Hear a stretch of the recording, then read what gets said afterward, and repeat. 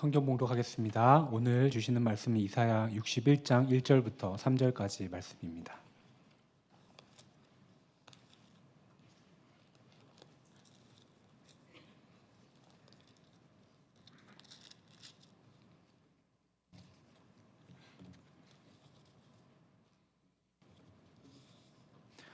이사야 61장 1절부터 3절까지 말씀을 제가 먼저 읽고 교독하시겠습니다. 주 여호와의 영이 내게 내리셨으니 이는 여호와께서 내게 기름을 부으사 가난한 자에게 아름다운 소식을 전하게 하려 하심이라. 나를 보내사 마음이 상한 자를 고치며 포로된 자에게 자유를, 갇힌 자에게 노임을 선포하며 여호와의 은혜의 해와 우리 하나님의 보복의 날을 선포하여 모든 슬픈 자를 위로하되. 함께 읽겠습니다. 무릇 시온에서 슬퍼하는 자에게 화관을 주어 그 죄를 대신하며 기쁨의 기름으로 그 슬픔을 대신하며 찬송의 옷으로 그 근심을 대신하시고 그들이 의의 나무 곧 여호와께서 심으신 그 영광을 나타낼 자라 일컬음을 받게 하려 하심이라. 아멘. 이 말씀이 지금 말씀을 듣는 여러분 가운데 응하는 은혜가 있기를 원합니다. 예수님께서 이 말씀은 사역을 시작하실 때 자기 사명서처럼 이렇게 선포하셨던 말씀이에요. 예수님께서 광야에서 시험을 받으시고 시험을 이기시고 성령 충만하여서 여러 회당에 가셨는데 특별히 고향으로 가셨어요. 고향에 가셔서 이 부분을 딱 찾아서 피신 거예요. 피시고 읽으셨어요.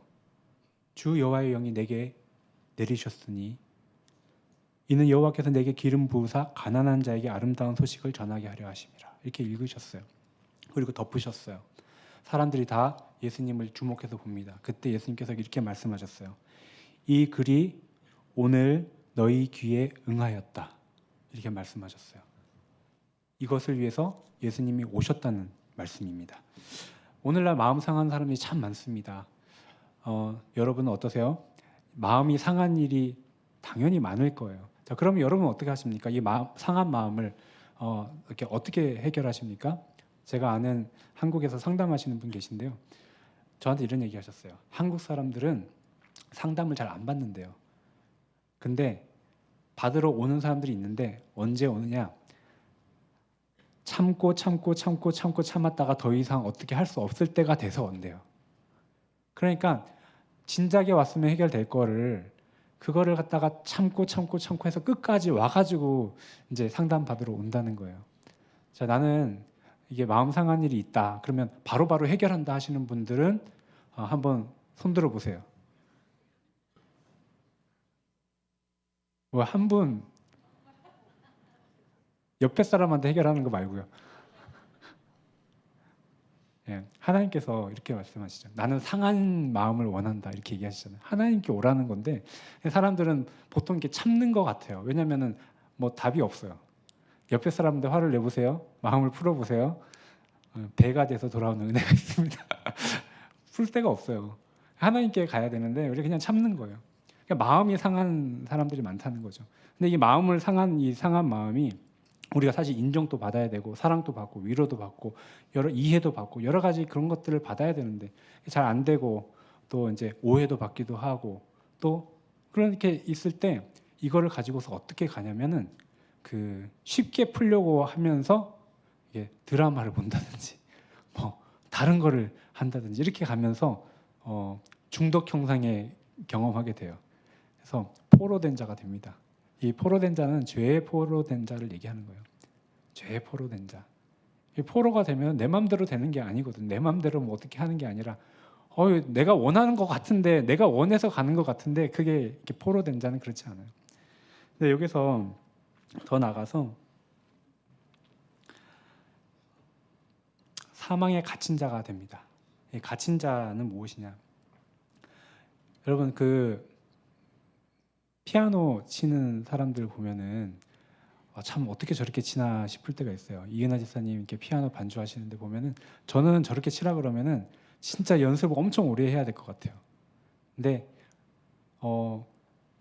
그 악보가 굉장히 이렇게 복잡하잖아요. 그러면 우리가 이게 여기가 도냐 레냐 이렇게 해서 이렇게 치려 그러면은 너무 어렵거든요. 근데 연습을 많이 한 사람은 그거 별 생각 안 하고 딱 보면 몸이 손가락이 알아서 간대요. 예. 그래도 연습을 많이 하시는 거죠. 네, 하나님께서 이 수고를 알아주실 줄 믿습니다. 예, 손가락이 알아서 간다. 이 말은 뭐예요? 우리 몸이 기억한다는 겁니다. 예, 이것을 우리 뇌도 그렇다고 해요. 우리가 이렇게 생각하고 계속 이렇게 생각하면요, 그렇게 생각할 수 있도록 길이 만들어진대요. 그것을 신경탄성이라고 부른다고 합니다. 그래서 다음에는 이제 저절로 그렇게 생각을 하게 되는 거예요. 그런데 이 좋은 생각이면 참 좋은데 우리 죄도 그렇다는 거예요. 우리 몸이 기억한다는 거. 그래서 처음에는 내가 그냥 이렇게 한 것 같거든요. 그런데 이 몸이 기억이 돼서 호르몬도 그렇게 인도를 해. 그렇기 때문에 처음에는 내가 길을 갔는데 나중에는 그 길이 계속 내 삶을 인도를 해요. 생각이 계속 그렇게밖에 안 되는 거예요. 내가 과거에 있었던 일들이 그게 그렇게 생각을 할 수밖에 없는 것처럼 내 몸에 새겨져서 지금 살아야 되고 미래를 살아야 되는데 계속 과거의 방식대로만 생각을 해요. 생각의 감옥에 갇히는 것입니다. 그리고 내가 이제 그런 사람으로 되는 거예요. 그렇게 또 여기고 살아가게 됩니다. 그게 갇힌 자예요. 거기서 어떻게 벗어날 수 있겠습니까? 예수님께서 아름다운 소식을 전하려고 하는데 하나님의 영이 임하시고 기름을 부으셨다고 해요. 기름 부으시는 것은 뭐냐면 성령의 능력을 말하거든요. 여러분, 이런 여러 가지 우리 안에 있는 문제들을 변화시키려면 성령의 능력이 필요하겠습니까? 안 필요하겠습니까? 필요한 거예요. 이거 정말 고치기가 너무 힘든 문제거든요. 우리가 과거에 매이지 않고 이게 정말 하나님이 만드신 세상을 보고 하나님의 뜻 가운데 살아가려면은 완전한 변화가 필요해요. 제가 김서월 씨가 반드시 읽었다고 생각 들었던 책이 있는데 뭐냐면 괴테의 파우스트라는 책이에요. 괴테의 파우스트 책을 보면은 거기 이제 앞에 그 공연을 하는 어릿광대가 있고요. 그리고 그것으로 돈을 버는 그 단장이 나오고 글을 써주는 시인이 있어요. 근데 단장이 시인에게 뭐라고 그러냐면 사람들 심금을 울리는 글을 써라. 또 사람들이 배꼽 잡고 웃을 수 있는 글을 써라. 그래야 돈이 되지. 그렇게 막 얘기를 해요. 어쨌든 사람의 애간장을 태우는 그런 글을 쓰라고 그래요. 근데 그 시인이 뭐라 그러냐면 다른 사람 찾아보라 그래요. 왜 그래요? 나는 시인으로서의 권리를 당신 같은 사람 때문에 경솔하게 잃어버리고 싶지 않습니다. 이렇게 얘기를 하면서 시인이 어떤 사람인지 얘기를 해요. 시인은 인간의 힘의 권리를 드러내는 사람이다. 이렇게 얘기하면서 뭐라고 하냐면 시인이 아니면 누가 어여쁜 봄꽃을 사랑하는 사람의 가는 길에 뿌리겠는가 이렇게 얘기를 해요. 제가 그거 보면서 제가 시를 많이 읽어보진 않았지만 사랑하는 사람의 가는 길에 봄꽃을 뿌린다는 시를 쓴 사람이 김서월 시인밖에는 제가 못 봤거든요. 제가 보면서 확실하다. 물어보진 않아서 몰라요. 물어보지는 않아서 잘 모르겠지만 제 생각에는 이거 보고 쓴 것 같아요. 예. 그러면은 이 진달래꽃이라는 그 시의 의미가 좀 다시 다가오기 시작했어요. 뭐냐면 그 시대는 암울한 시대에 먹고 살기 바쁜 시대고 일제 치하에 함부로 그렇게 시를 쓸 수 없는 그 시대에 나는 경제 논리와 시대의 논리에 영합하지 않고 정말 시인의 자유를 살리면서 이 시인답게 살겠다라는 그 김서월 씨의 다짐이 아니었나 이렇게 생각이 들어요. 그분의 그 이제 생애를 제가 잠깐 봤는데 참 힘든 삶을 살았더라고요. 근데 이런 것처럼 그 사람이 어떻게 생각했는지 그 배경을 보면은 그 의미가 또 다시 다가오거든요. 예수님께서 이것을 딱 선포하셨는데 그 배경이 오늘 이제 이사야 61장 내용이잖아요. 그 앞에 내용이 무엇인지 잠깐 이렇게 살펴보면은 예수님이 무슨 마음으로 이것을 선포하셨는지 더 잘 알게 되며 이사야는 1장부터 사람들이 하나님 앞에 제사를 드려요. 제사 왜 드려요? 번제도 드려요. 죄를 지었으니까 제사 드리고 또 하나님께서 기뻐 받으시라고 번제를 드리는데 하나님께서는 이게 나한테 무슨 소용이 있냐. 이 무수한 재물이 나에게 무슨 유익이 있느냐. 갑자기 이런 얘기를 하시는 거예요.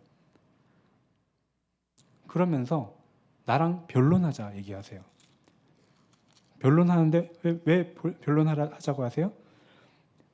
나한테 변론하면 너희 죄가 주홍 같을지라도 눈과 같이 희어질 것이요 진홍같이 붉을지라도 양털같이 희게 되리라. 죄가 깨끗해질 거라는 거예요. 그러면은 제사 지냈는데 죄가 깨끗해졌다는 거예요? 안 깨끗해졌다는 거예요? 제사 드렸는데 죄가 그대로라는 거예요. 그러니까 나한테 와서 얘기 좀 하라고 하나님께서 그렇게 얘기를 하세요. 그런데 이스라엘 백성들이 그 죄를 가지고서 인정하면서 하나님께 갔을까요? 안 갔을까요? 안 가요. 왜 안 가요? 제사 드렸잖아요. 죄 때문에 제사 드렸잖아요. 그럼 된 거죠. 죄 용서 받은 거잖아요. 안 가요. 계속 안 가다가 언제까지 안 가느냐. 59장 12절에 가서야 죄를 자백합니다. 1장에서 변론하자고 했는데 59장에 가서야 얘기를 해요. 진실하게 얘기합니다. 하나님, 우리가 스스로 메시지 성경에 보면 이렇게 번역하고 있어요. 하나님, 우리가 스스로 행한 일 우리 너무 잘 알고 있습니다. 사실은 알고 있었다는 거예요. 하나님을 조롱하고 부인했습니다라고 해요. 아니, 예배 잘 드렸는데? 그렇게 고백을 하는 거예요. 근데 이 문제를 어떻게 할 수가 없어. 그 얘기를 들으신 하나님께서 뭐라고 하시는지 아세요? 이 문제 해결할 사람이 없으니까 이제 내가 스스로 해결하겠다. 이제 내가 해결하겠다. 그리고 중재자를 보내겠다. 이렇게 말씀하세요. 그리고 나오는 말씀이 61장 이 말씀인 거예요. 그러니까 예수님께서 이것을 선포하신 것은 뭐냐면 너희가 예배드리고 하나님 잘 섬긴다고 하는데 죄가 그대로 있어. 기쁨이 없고 은혜가 없어. 막혀 있어. 근데 너희가 그 자백했는 그 고백에 따라서 하나님이 직접 해결하기 위해서 보낸 그 중재자, 그 메시아가 바로 나다. 그 얘기를 하고 계신 거예요. 나는 이것을 위해서 이 땅에 왔다. 그렇게 말씀하시는 겁니다. 그러니까 이것은 예수님께서 내가 왜 왔는지에 대해서 말씀하시는 거거든요. 근데 이 얘기를 딱 듣고서 고향 사람들이 놀라요. 이 사람이 어떻게 이런 말을 할 수 있을까 막 놀라면서 곧바로 우리 고향 사람인데 이 사람 아버지 우리 아는데 뭐 이러면서 이제 우리가 안다고 이렇게 얘기를 하면서 이렇게 하는 거예요. 어떻게 저렇게 됐지? 예수님께서 다른 곳에서 말씀을 전하실 때는 사람들이 굉장히 은혜 받고 거기서 예수님께서 구원의 역사를 이제 베풀어 주셨어요. 기적도 행하시고 했는데 고향에 가서는 사람들이 우리가 안다고 뭐 이렇게 얘기하니까 예수님께서 거기에서는 기적을 행하지 않으셨어요. 은혜를 많이 보이지 않으셨어요. 그러면서 하셨던 얘기가 선지자는 고향에서 높임을 받지 못한다라고 얘기를 하셨어요. 이스라엘 안에도 과부들이 많았어요. 예전에 엘리야 시대에. 과부들 살기 얼마나 힘듭니까? 그런데 거기에 흉년이 왔다고 생각해 보세요. 오늘날도 살기 힘든데 흉년이 왔어요.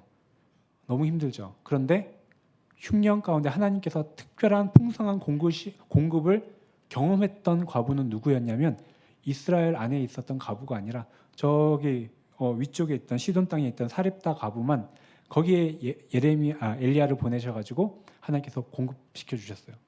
아니 이스라엘 안에도 힘든 사람 많았는데 도움을 못 받았다는 거예요. 이스라엘 안에도 나병 환자들이 많았어요. 그런데 이 나병 환자들 중에 한 명도 고침을 못 받고 저기 아람 지방에 있는 나아만 장군만 고침을 받았어요. 그 얘기를 하신 거예요. 그러니까 사람들이 너무 화가 나서 예수님을 죽이려고 했었어요. 선지자가 멀리 있지 않아요. 하나님이 멀리 계신 게 아니에요. 하나님의 도우심이 멀리 계시지 않거든요. 그런데 어떻게 한 사람도 도움을 못 받았느냐? 어떻게 한 사람도 나음을 받지 못했느냐? 너무 안타까운 일 아닙니까? 우리는 편견 없이 말씀을 보아야 됩니다. 고향 사람들 다 알고 있다고 생각해요. 예수님에 대해서. 편견이 얼마나 무서운지 몰라요. 아까 말씀드렸죠? 몸에 새겨진 길이 있다고요. 우리 과거에 생각했던 대로 생각하는 그것이 우리 가운데 있다는 거예요. 여러분, 지금 주님이 일하고 계신 것을 여러분 정말 열린 마음으로 믿으십니까? 우리 교회를 어떻게 보십니까? 우리 옆에 분들을 어떻게 보세요? 과거에 저 사람이지 뭐. 그냥 혹시 뭐 그렇게 보지 않으십니까? 우리 말씀을 새롭게 보시기 원하고요. 우리 교회도 새롭게 보시기를 원합니다.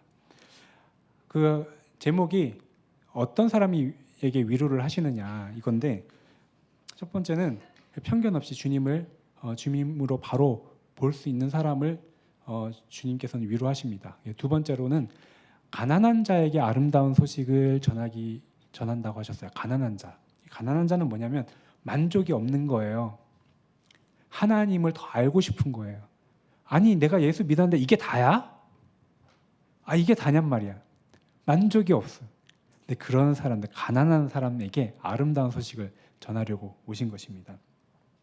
사람들이 왜 가난하지 않는지 아세요? 왜 하나님에 대한 기대가 없고 그냥 이렇게 살아가는지 아세요? 이스라엘 백성들 중에서 왜 그렇게 한 사람도 은혜를 경험한 사람이 없는지 아세요? 그 사람들 가운데 거짓된 진리가 있었기 때문입니다. 거짓된 진리가 있었어요. 이스라엘 사람들은 나병이 걸렸다 그러면 어떻게 하는지 아시죠? 격리합니다. 격리하고, 이건 죄 때문에 그런 거니까. 그리고 만약에 그 나병 환자가 가까이 오면 어떻게 해요? 자기가 스스로 입을 가리고 부정하다 소리 내서 자기에게 떨어지도록 해야 되고, 그리고 돌을 던져요. 그러니까 나병 환자는 철저히 격리되는 거예요.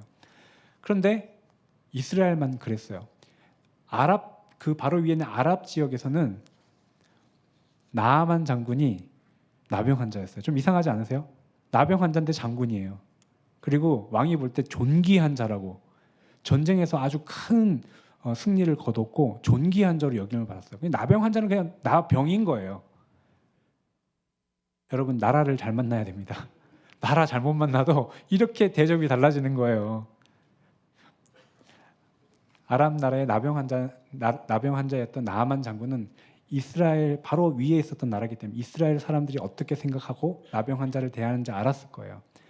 나병을 하나님이 죄 때문에 주셨다고 그거에 대한 스트레스, 원망, 이것을 어떻게 풀었을까요?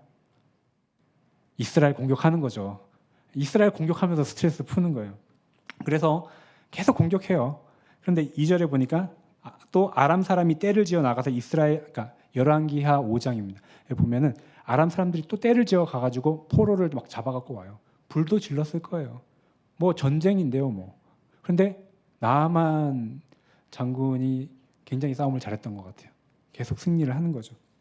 근데 거기에서 포로로 잡혀온 한 여자가 있었어요. 여자아이가 있었는데, 근데 이 아이가 뭐라고 얘기하는 소리를 딱 들어요. 뭐라고 얘기하는지 아세요? 여러분, 포로가 잡혀왔으면 무슨 얘기 할까요?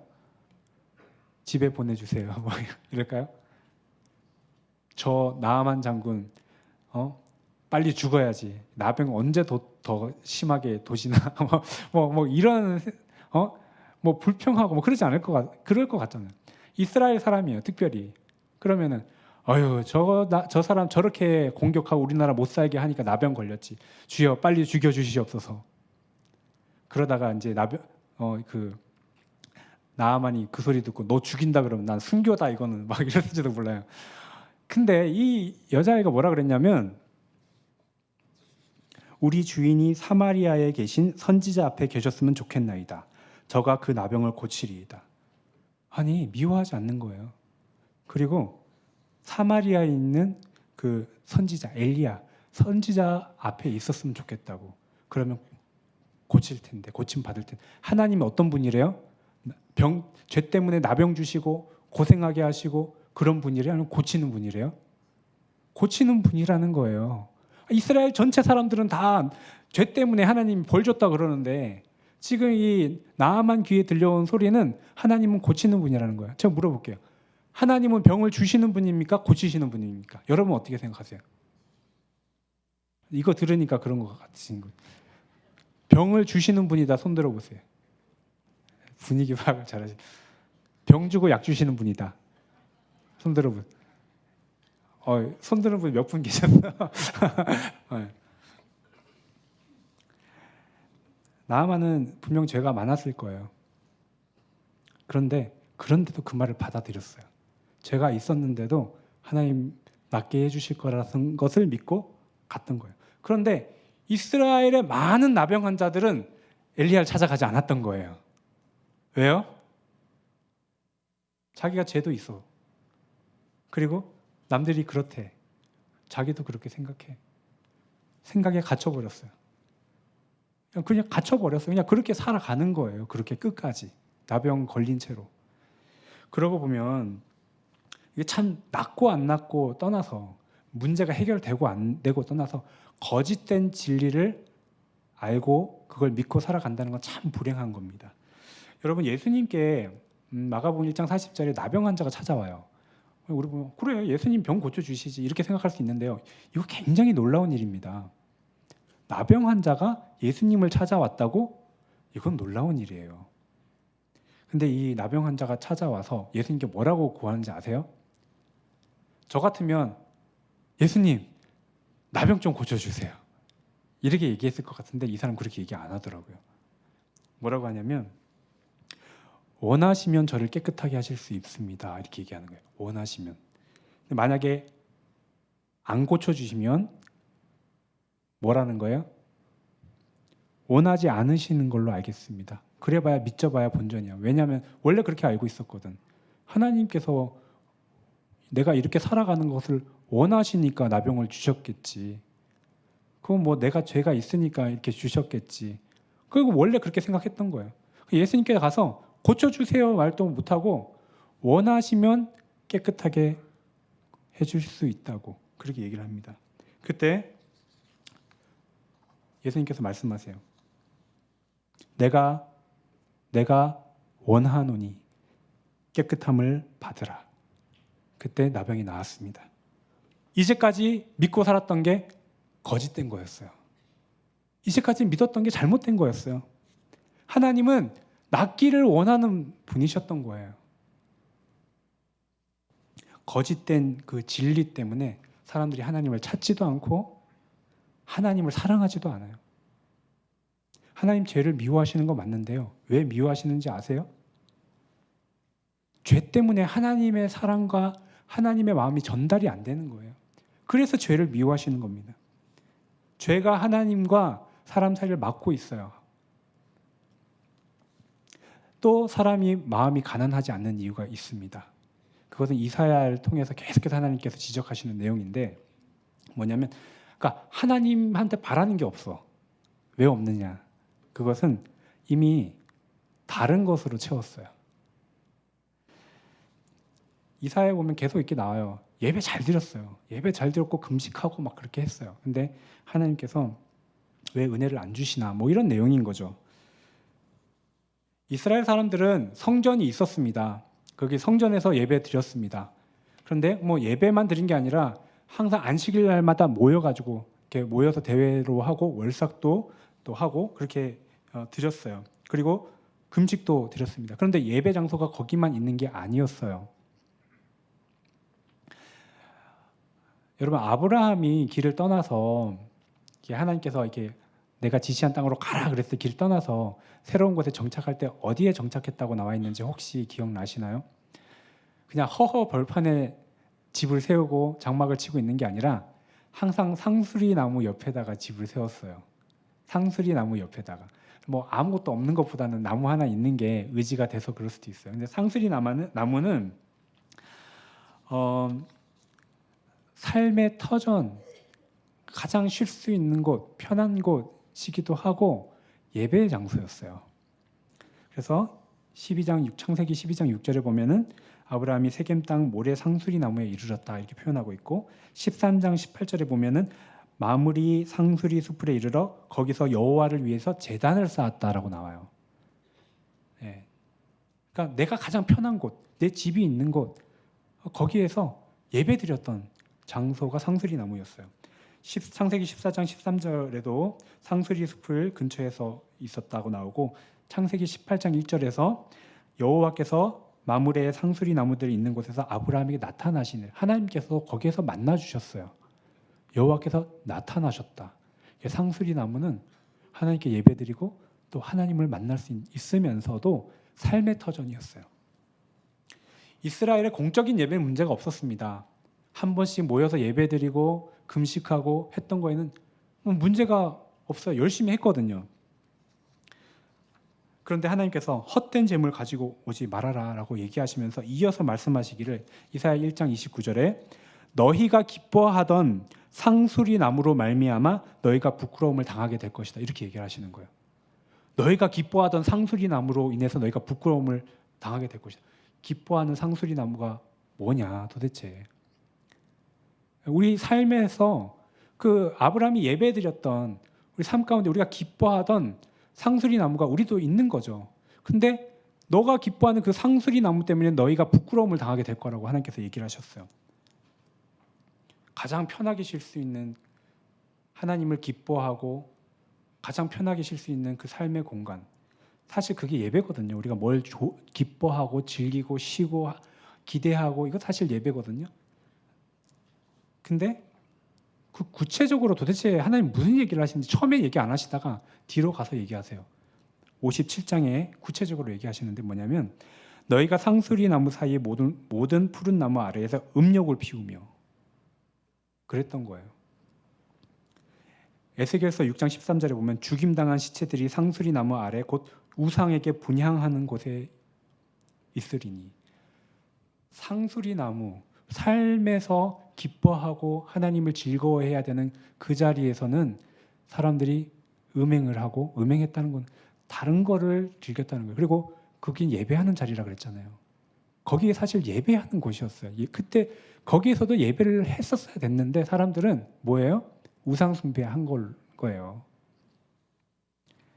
아브라함은 상수리 나무에서 예배드렸는데 이스라엘 백성은 거기에서 우상 숭배해요. 하지만 하나님께 공식적인 예배는 잘 드렸어요.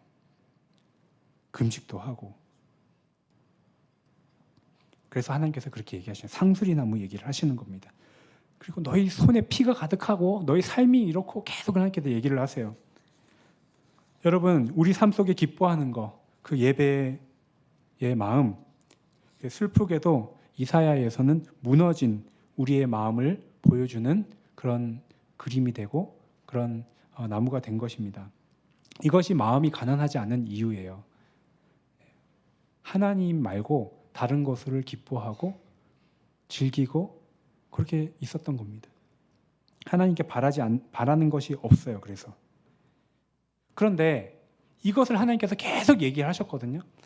이사야 보면서 가끔씩 이렇게 좀 자존심 상하는 얘기도 하세요.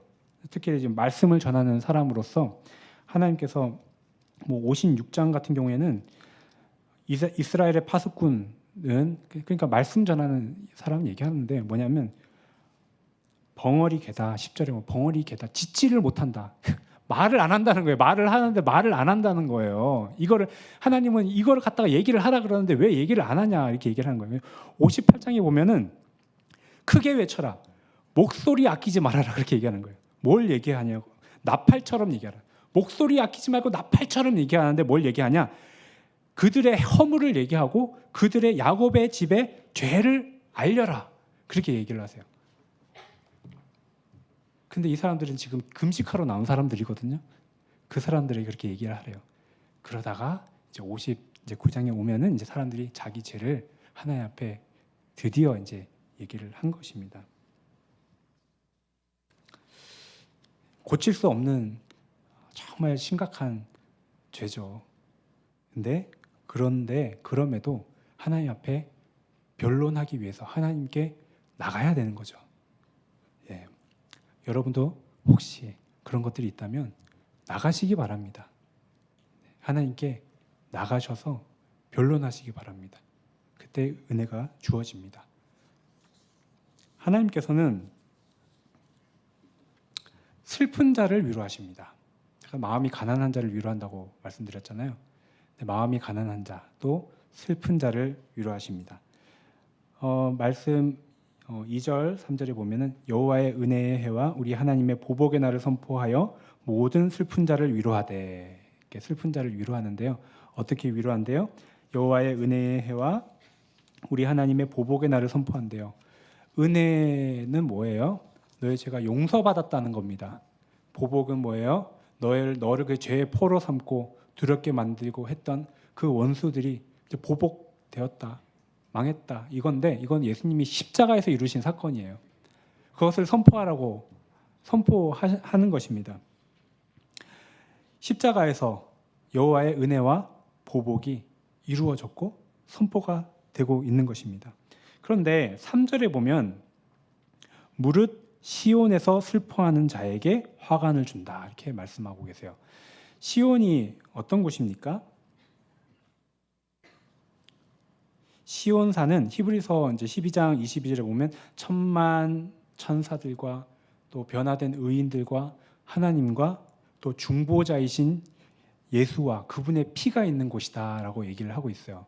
다시 말해서 시온은 뭐냐면 하나님의 약속과 그것을 돕기 위한 하나님의 도우심이 있는 곳을 말하는 것입니다. 우리 영혼이 시온에 있어야 되는 겁니다. 우리 근데 아까 제가 처음에 말씀드렸듯이 우리가 마음이 상하고 또 이 상한 마음으로 죄 가운데 빠져들어가서 죄의 포로가 되고 또 우리 몸에도 새겨진다 그러잖아요. 갇힌 자가 되면요, 내가 내 안에 좋은 마음이 없는 것 같아요. 내가 그런 사람으로 딱 여겨져요. 내 인생은 그냥 그런 걸로 생각이 돼버려요. 새로운 게 없는 것 같아요. 그런데 여러분, 예수님의 십자가로 인하여 주어진 게 있어요. 예레미야 33장 31절에 하나님께서 말씀하신 건 뭐냐면 새 마음을 주겠다고 말씀하셨거든요. 여러분, 우리 가운데 새 마음이 있어요. 우리 안에 하나님께서 새 마음을 주셨어요. 그러면 죄 짓는 나는 무엇입니까? 내 안에 이게 죄 짓는 마음과 이런 것들은 무엇입니까? 그것은 하나님이 주신 마음이 아닌 거죠. 근데 우리가 이것을 너무 그냥 나로 당연히 여기고 살아가는 겁니다. 거짓 진리. 이스라엘 사람들 나병 환자 한 명도 엘리야를 찾아가지 않았던 것처럼 이 거짓 진리, 잘못된 생각 가운데서 그냥 그렇게 살아가요. 이게 나인 것처럼 그냥 살아갑니다. 그러나 예수 믿는 사람에게 하나님께서는 새 마음을 주셨다고 말씀하고 있어요. 우리 어떤 사람인지 아세요? 우리는 거룩한 사람입니다. 우리는 하나님께서 우리를 완전히 용납하셔서 시온이 어떤 곳이에요? 의인들이 있는 곳이에요. 하나님 우리를 의인으로 보십니다. 그런데 우리의 삶을 보면은 아직까지도 갇혀 있고 포로되어 있고 마음 상한 것들이 그대로 있는 것 같은 모습을 봐요. 그럴 때 어떻게 하느냐? 시온에서 슬퍼하는 자가 되시길 바랍니다. 시온에 있어요. 하나님 약속을 믿고 있어요. 그 약속을 붙잡고 있는 거예요. 그 자리에 있는 겁니다. 그런데 왜 슬퍼합니까? 아닌 것 같은 게 너무나 보이는 거죠. 실제로 아닌 것 같은 게 자꾸 보여요. 나는 그런 사람이 아닌 것 같아요. 그럼에도 시온에서 슬퍼하는 자가 되시기를 바랍니다. 그 자에게, 시온에서 슬퍼하는 자에게 화관을 주신대요. 그리고 죄를 대신하여 기쁨의 기름으로, 슬픔을 대신해서 찬송의 옷으로 근심을 대신하게 해주실 거라고 말씀하고 있습니다. 여러분은 지금 어떤 상황에 있습니까? 여러분 가운데 혹시나 마음이 많이 상해서 마음이 무뎌지고 기쁨과 평안을 잃어버리고 있는 분 계시지 않습니까? 혹시나 포로된 삶을 살아가지 않습니까? 그냥 내가 재밌어서 했는데 이제는 그냥 그거 안 하면 안 되는 사람이 되진 않았습니까? 그런 사람들을 위해서, 그런 우리들을 위해서 예수님께서 오신 것입니다. 그런 우리를 위해서 오셔서 과거와 미래는 이젠 다를 것이다. 너희 미래는 너의 생각대로 되지 않을 것이다. 그렇게 말씀하시는 거예요.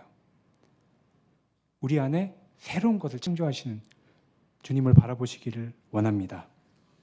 하나님께서 그럴 때 약속하셔요. 계속해서 3장 뒷부분입니다. 그들이, 한번 같이 읽어볼까요? 그들이 의의 나무 곧 여호와께서 심으신 그 영광을 나타낼 자라 일컬음을 받게 하려 하심이라. 여기서 의의 나무는 상수리 나무예요. 이게 나무라고 번역됐는데 Oak of Righteousness예요. 오크 나무예요. 그러니까 상수리 나무. 그때는 그 전에는 무슨 나무였어요? 음행의 나무였어요. 예. 그때는 음행의 나무였는데 이제 어떤 나무로 만들어 주신대요? 의의 나무로 만들어 주시겠대요. 우리 삶 가운데 내가 정말 기뻐하는 것이 하나님이 되도록 만들어 주신다는 겁니다. 여러분, 하나님은 우리를 기쁘시게 하기에 충분하신 분이에요. 하나님은 우리에게 놀랍게 하시기에 충분하신 분이에요. 하나님은 우리 삶을 바꾸시기에 충분하신 분입니다. 그걸 믿으셔야 돼요. 하나님께서 그렇게 약속하고 있습니다. 우리 시온에서 슬퍼하며 주님의 손길을 구하는 성도님 되시기를 축복합니다. 우리 같이 찬양했으면 좋겠습니다. 예수나의 좋은 치료자입니다.